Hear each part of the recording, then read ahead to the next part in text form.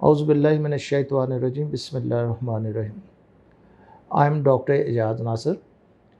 पहले मेरी वीडियो से और हेल्थ टिप से आप मुस्तफ़ीद होते रहे हैं। काफ़ी अर्सा से ये सिलसिला मुनक़ते हुआ था, वो मेरी ज़ाती मसरूफ़ियात की वजह से था। अब इंशाअल्लाह दोबारा मैं वीडियोज़ का सिलसिला शुरू कर रहा हूँ और आपको ये मेरी हेल्थ वीडियोज़ बड़ी बाकायदगी के साथ इंशाअल्लाह मिलती रहेंगी। सबसे पहले तो आज मैं एक मुख्तसर बात करूँगा उस पे कि जो इस वक्त जो मोस्ट कॉमन हेल्थ प्रॉब्लम्स हैं पाकिस्तान में, जो टॉप 10-15 प्रॉब्लम्स चल रहे हैं, उनके ऊपर मैं बात करूँगा। चूँकि हम इसको आसान लफ्ज़ों में बात किया करेंगे और जो ज़्यादा प्रेवलेंट या ज़्यादा डिजीज़ जो पाकिस्तान में मौजूद हैं उस पर बात किया करेंगे। और फिर जो मैं आज बीमारियों का ज़िक्र करूँगा उसको एक-एक करके उठाएँगे, फिर उसको स्टेप वाइज़ हम डिस्कस करते जाएँगे ताकि आप उसको समझ सकें और अपने तौर पे भी उस बीमारी का सद्देबाब कर सकें। आजकल पाकिस्तान में नंबर 1 पे मलेरिया बहुत कॉमन है। उसकी एक वजह ये भी है कि जो सैलाब आया हुआ है, उस सैलाब की वजह से मार्शी प्लेसेस बन गई हैं जिनमें ग्रोथ ऑफ मॉस्किटो बहुत ज़्यादा हो गई है, तो ये आजकल नंबर 1 पे जा रहा है। इसके साथ साथ ही डेंगू फ़ीवर वो भी बहुत ज़्यादा फैल गया है। डेंगू फ़ीवर को हम इसलिए भी ज़्यादा अहमियत देते हैं चूँकि उसमें मोर्टेलिटी रेट यानी कि पेशेंट की डेथ जो है ना वो सडन होती है, तो इसलिए हमें उसको भी समझना ज़रूरी है क्योंकि उससे ये होगा कि हम इसका बेहतर तौर पर सद्देबाब कर सकेंगे।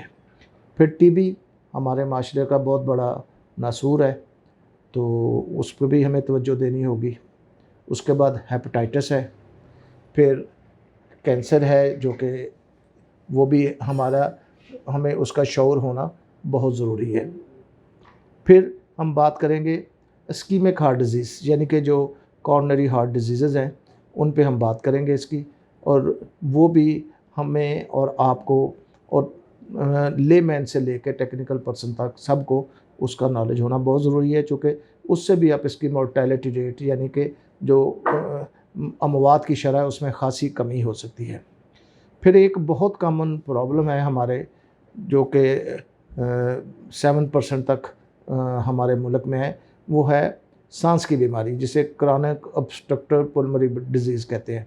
उस पर भी इंशाल्लाह डिटेल में बात करूँगा, पहले भी बात कर चुका हूँ, दोबारा भी करेंगे।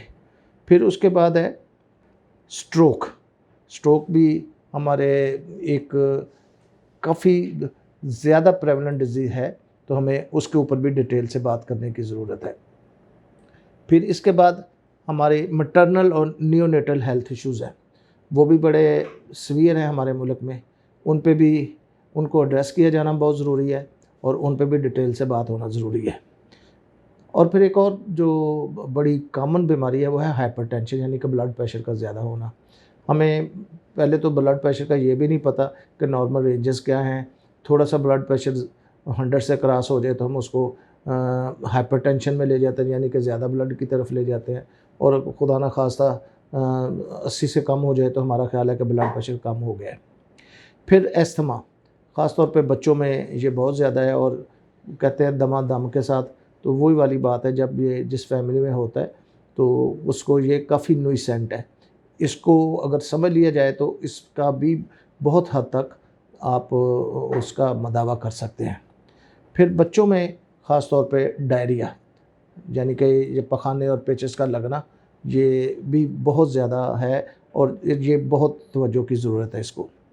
और आखिर में मेंटल हेल्थ। असल में सेहत हम समझते हैं कि जो सिर्फ़ जिस्मानी तौर पे है, लेकिन जो मुकम्मल सेहत है उसकी डेफ़िनेशन ये है कि बंदा मेंटली, फ़िज़िकली, रूहानी तौर पर, स्पिरिचुअली और माशी और बाकी जितने उसके इर्द-गिर्द जो मामलात हैं वो भी ठीक हों, तो उसको हम कहते हैं कि वो बंदा जो है ही इज़ फिट और वो हेल्थी है। मेरा ख़्याल है आज की वीडियो में मैं इसी पे इख्तिताम करूँगा, तो इंशाल्लाह फिर हाज़िर होऊँगा कल नई वीडियो के साथ। देखते रहिए मेरा YouTube channel health with doctor Ejaz Nasir और health is wealth. Thank you very much.